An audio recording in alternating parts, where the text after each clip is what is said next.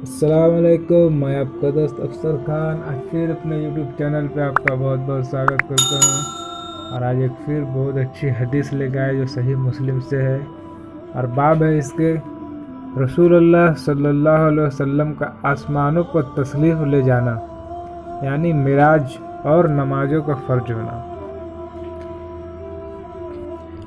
حدیث نمبر ہے 411، اور راوی ہے انس بن مالک رضی اللہ تعالی عنہ۔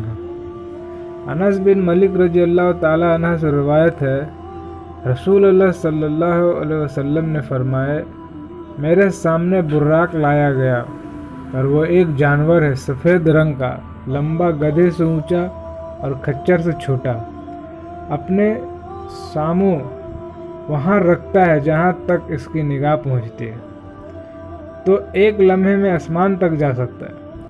میں اس پر سوار ہوا اور بیت المقدس تک آیا، وہاں اس جانور کو اس حلقہ سے باندھ دیا جس سے اور پیغمبر اپنے اپنے جانوروں کو باندھا کرتے تھے۔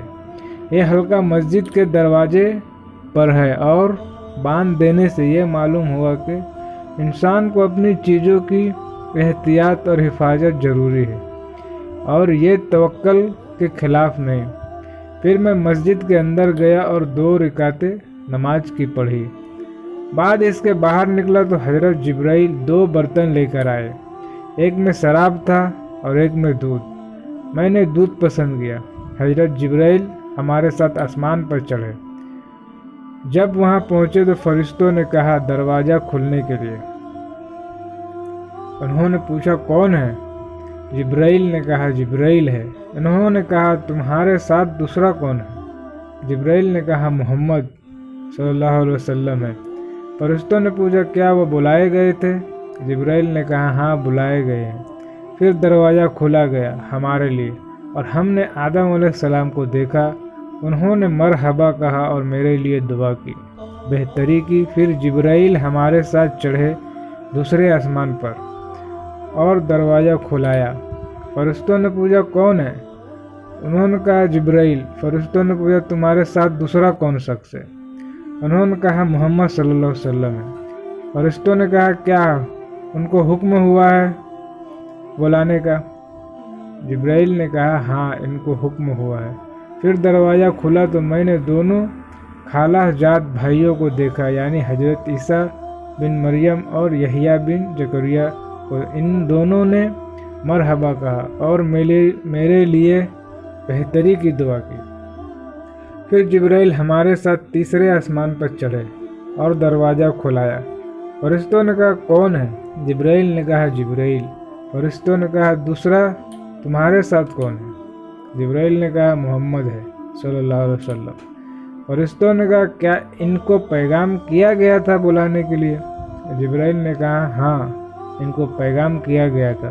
پھر دروازہ کھلا تو میں نے حضرت یوسف کو دیکھا۔ اللہ نے حسن خوبصورتی کا آدھا حصہ ان کو دیا تھا۔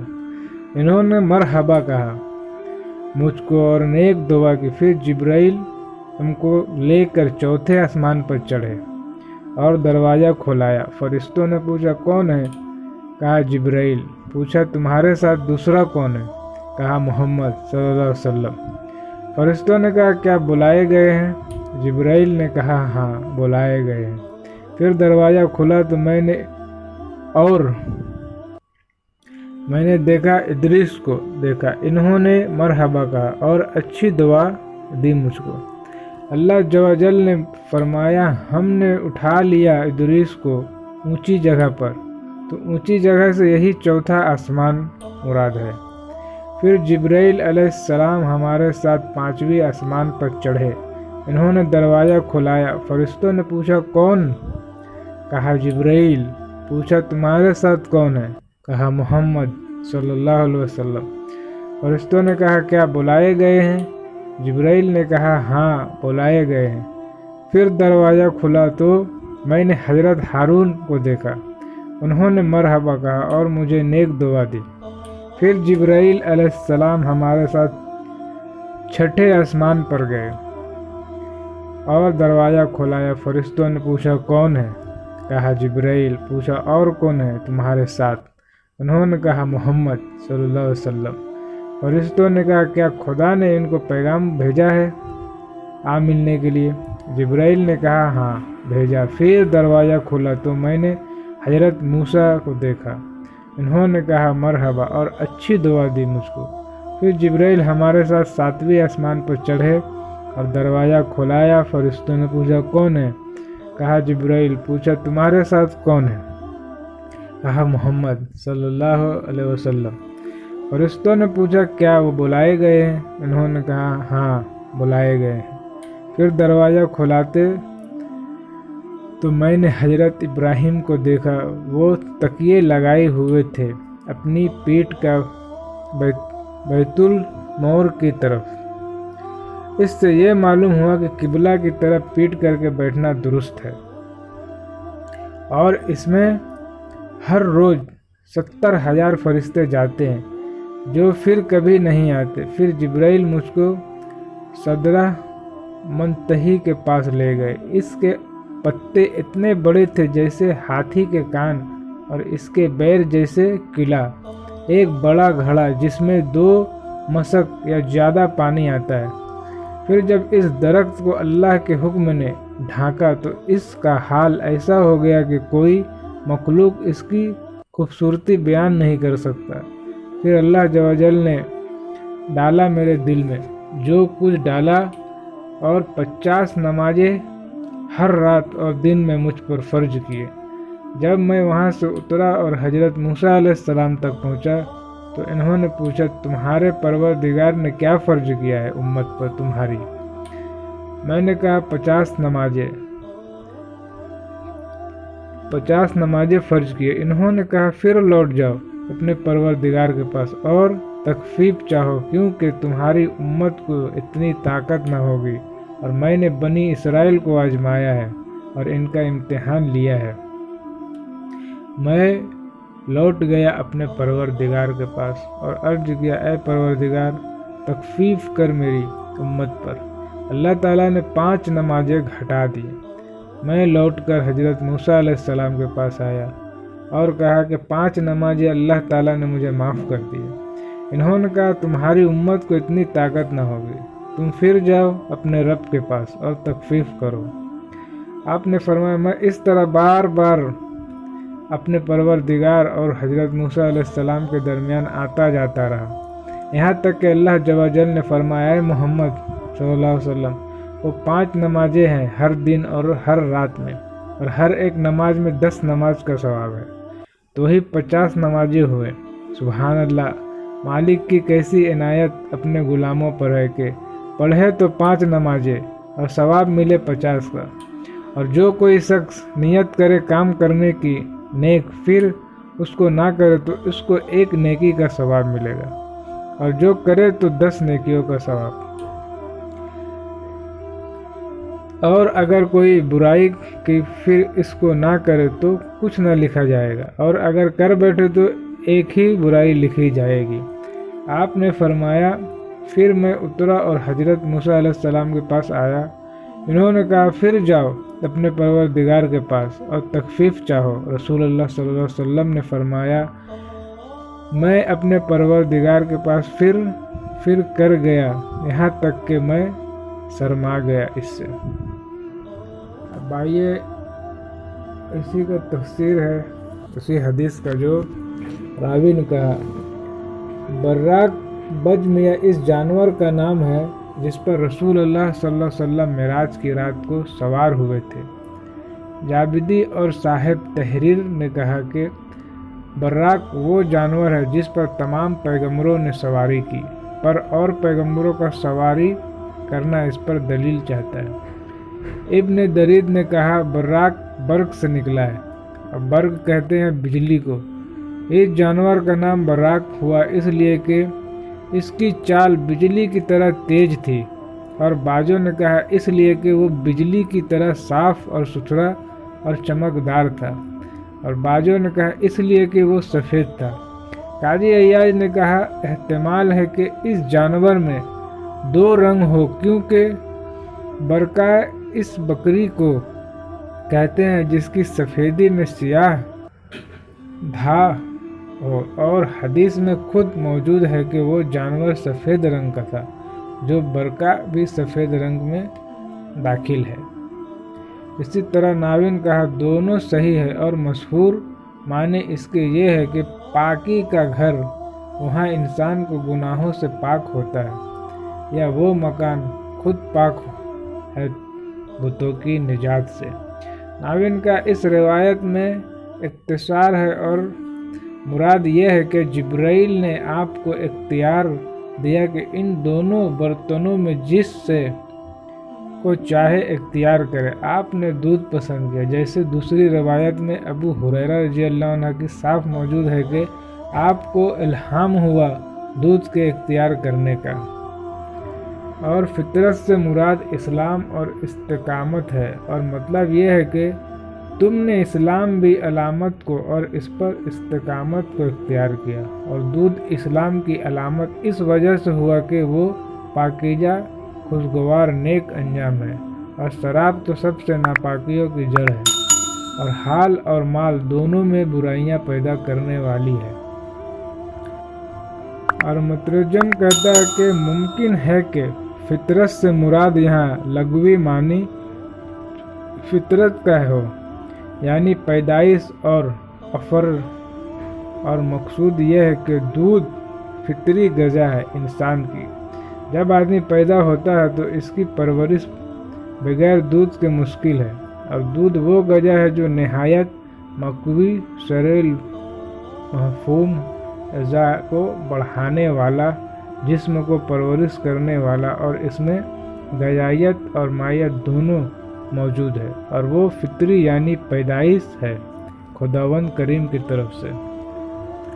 اس کو بنایا انسان کی سنت کو اس میں داخل نہیں، برخلاف شراب کے نہ اس میں غذائیت ہے جو انسان کے جسم کو پرورش کے لیے کافی ہو، نہ وہ فطری ہے، بلکہ انسان کی ترکیب اور صنعت سے تیار ہوا ہے، اور جس قدر منفعت اس سے حاصل ہوتی ہے اس سے زیادہ ضرر اور نقصان پیدا ہوتا ہے۔ ناوین کا یہاں سے کئی باتیں معلوم ہوئی۔ ایک یہ کہ جب مکان والا اندر سے پوچھے کون ہے تو اس کو جواب میں اپنا نام بیان کرے، نہ یہ کہے کہ میں، کیونکہ اس کی ممنوعات آئی ہے اور میں کہنا بے فائدہ ہے۔ دوسرے یہ کہ آسمان میں دروازے ہیں۔ تیسرے یہ کہ دروازوں پر محافظ اور چوکیدار ہے۔ مرحبا وہ لفظ ہے جس کو عرب کے لوگ مہمان آنے کے وقت بولتے ہیں، یعنی تم اچھی فراخ اور کشادہ جگہ میں آئے۔ اس سے معلوم ہوا کہ جو شخص ملاقات کو آئے اس کو خاطرداری کرنا اور کشادہ پیشانی سے ملنا اور اس کی تعریف کرنا بشرط کہ وہ مغرور نہ ہو درست ہے، اور یہ طریقہ ہے انبیاء کا۔ بیت المعمور ایک پھر ہے کعبے کی طرف آسمانوں کی۔ اس کو معمور اس لیے کہتے ہیں کہ وہ ہمیشہ آباد رہتا ہے۔ ہر روز نئے 70,000 فرشتے وہاں عبادت کے لیے آتے ہیں، جو پھر کبھی نہیں آتے۔ اس سے معلوم کرنا چاہیے کہ فرشتے کتنے بے حساب ہیں۔ صدارتا محتمی ایک درخت ہے بیر کا 7 آسمان کے اوپر، وہ حد ہے فرشتوں کے جانے کی، یا حد ہے ان کے علم کی، اس سے آگے کا علم سوائے خدا تعالیٰ کے کسی کو نہیں ہے۔ ابن عباس رضی اللہ عنہ نے کہا اس کا نام صدارتا محتمی ہے اس لیے ہوا کہ ملائکہ کا علم وہاں تک ختم ہو گیا اور اس سے آگے کوئی نہیں بڑھا سوائے رسول اللہ صلی اللہ علیہ وسلم کے۔ اور عبداللہ بن مسعود رضی اللہ عنہ سے منقول ہے کہ اس کی مفتہی اس لیے کہتے ہیں کہ جو اوپر سے اترتا ہے وہ وہاں آ کر ٹھہر جاتا ہے، اور جو نیچے سے چڑھتا ہے وہ بھی وہاں رک جاتا ہے، یعنی خدا کا حکم، یعنی جب اللہ جل و جل کی خاص تجلی اس درخت پر ہوئی تو اس کا رنگ روپ ہی بدل گیا اور حسن و جمال اس کے بے نظر ہو گیا، جس کی تعریف بیان نہیں ہو سکتی۔ سچ ہے मखलूक के क्या मजाल जो अपने खालिक जवाजल की तारीफ कर सके। इससे साफ साबित होता है कि अकीदा सलफ उम्मत का कि खुदा ताला अपने अर्श पर आसमानों के ऊपर है, वरना लौट जाने के क्या माने होंगे। नावी ने इस मकाम पर यह तावील की है कि मैं लौट गया इस मकाम पर जहां मैंने खुदावंद करीम से बातें की थी, और फिर अर्ज किया दोबारा और नकल किया इसको मौलाना अबू तालिब ने इस इसराज उल-हाज में, और नहीं रद्द किया इस तावील को, हालांकि ये तावील मरदूद है। और नावी ने मुताकिरीन मुतक्कमीन की तकलीद करके ये तावील को, जो खुदावंद करीम को जहत और मकान से मजाक ख्याल करते हैं, और उलमा हदीस और सलफ सालेहीन के मजहब पर इस हदीस में कोई तावील की ज़रूरत नहीं, इसलिए कि इनके नज़दीक खुदा का मकान अर्श है और वो जहत फौक में है। पास मतलब हदीस का साफ है कि मैं खुदावंद करीम के पास फिर गया, और जिन लोगों ने ये ख्याल किया है माजल्ला खुदा की जात हर जगह है और अर्श से जात को कोई खुसूसियात नहीं, इनके तरीका पर मेराज की फजीलत नहीं निकलती है, और ना इतनी तकलीफ़ की कोई ज़रूरत मालूम होती है कि रात के वक्त 7वें आसमान का सफ़र आपको दरपेश हो, क्योंकि इनके नज़दीक तो खुदा ज़मीन पर भी है, जात से मौजूद है, फिर 7वें आसमान के ऊपर बुलाने से क्या मकसूद था। ला हौल वला कुव्वता इल्ला बिल्लाह। ये कम वक्त अकीदा बिन सफ़वान से फैला, जिसने हजारों मुसलमानों को गुमराह किया और अब तक गुमराही इसकी कायम है, और निजात दी अल्लाह जवाजल ने इस शैतान के सर से उलमा हदीस और सलफ सालेहीन को, और जिन्होंने इनकी राह इख्तियार की। अल्लाह ताला हमको सलफ की पैरवी नसीब फरमाए और हमारे एहसार इन्हें के साथ करे, आमीन या रब्बुल आलमीन। इस हदीस से साफ मालूम होता है कि हमारे पैगंबर सल्लल्लाहु अलैहि वसल्लम ने अल्लाह जवाजल से बला वास्ता कलाम किया और अल्लाह ताला ने आपको जवाब दिया। अब वो लोग जो कहते हैं माज अल्लाह खुदा बात नहीं करता, ना इसकी बात में आवाज़ और हुरूफ है, वो गोया हदीसों और आयतों का रद्द करते हैं, जिनसे साफ अल्लाह ताला का बात करना और इसमें आवाज़ होना साबित है। यानी बार बार अर्ज करने से और तखफीफ चाहने से अब मुझको शर्म आ गई, अब नहीं जा सकता। आपको ये ख्याल हुआ कि मेरी उम्मत इन 5 नमाजों को भी हर रोज़ अदा ना कर सकेगी, पर जो मंजूर इलाह था वो हुआ। ये जो बार बार तखफीफ हुई तो उलमा ने इख्तिलाफ किया इसमें कि आया पहले 50 नमाजों का जो हुक्म हुआ था वो जो भी था या गैर वजूबी। खुताबी ने कहा कि वो हुक्म गैर वजूबी था, वरना तकफीफ कैसे होती, और सही यह है कि वो हुक्म वजूबी था, क्योंकि अगर गैर वजूबी होता तो तकफीफ चाहिए की ज़रूरत ना पड़ती। अब ये तकफीफ नुस्ख है कबल अमल के और वो जायज़ है। यानी इस जगह से ले गए थे यहाँ माने इस सूरत में है जब हदीस में अंजलात बाजम तासीफ वाहिद मुत्तकिल मजहूल हुआ और जो बसकून था वाहिद मोनिस मजहूल, तो इस सूरत में इसका मफूल मिल मिस फ़ामला मजहूफ होगा और वो मज़कूरा है बरकानी की रिवायत में। यानी फिर उतारा गया मुझ पर एक तस्त सोने का जिसमें हिकमत भरी हुई थी। ये सीना चीरना और दिल को धोना और साफ़ करना कुछ खिलाफ कयास नहीं ना महल है। खुदावंद करीम की कुदरत से ये अमर बिल्कुल बैद मालूम नहीं होता, बल्कि ज़माना हाल में खुद इंसान ने जराही में ऐसी तरक्की की है कि अगले ज़माने में लोग इसको खिलाफ कयास समझते और तस्त में ایمان حکمت بھرنے کے یہ معنی ہے کہ اس طست میں کوئی ایسی چیز بھری تھی جس کے دل میں ڈالنے سے دل روشن ہو گیا اور بھر گیا ایمان اور حکمت سے۔ یہ تعویل ناوی نے کی ہے اور میرے نزدیک اس تعویل کی ضرورت نہیں، کیونکہ یہ طست بھی جنت کا تھا اور جنت کے طست میں ایمان اور حکمت کا بھرا جانا وید نہیں، اس لیے کہ جنت عالم آخرت میں سے ہے اور علم آخرت کے احکام اور ہے۔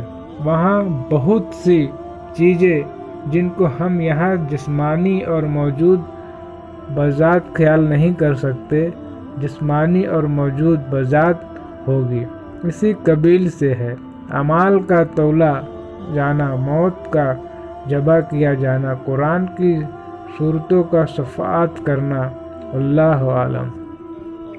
قاضی عیاض نے کہا، اس مقام پر یہ اشکال ہوتا ہے کہ کافروں کی روحیں تو صحین میں رہتی ہے جو 7ویں زمین میں ہے، اس کے نیچے ہے یا قید میں رہتی ہے، اور مومنوں کی روحیں جنت میں آرام پاتی ہے۔ پھر یہ روحیں آدم علیہ السلام کے پاس کیوں کر جمع تھی؟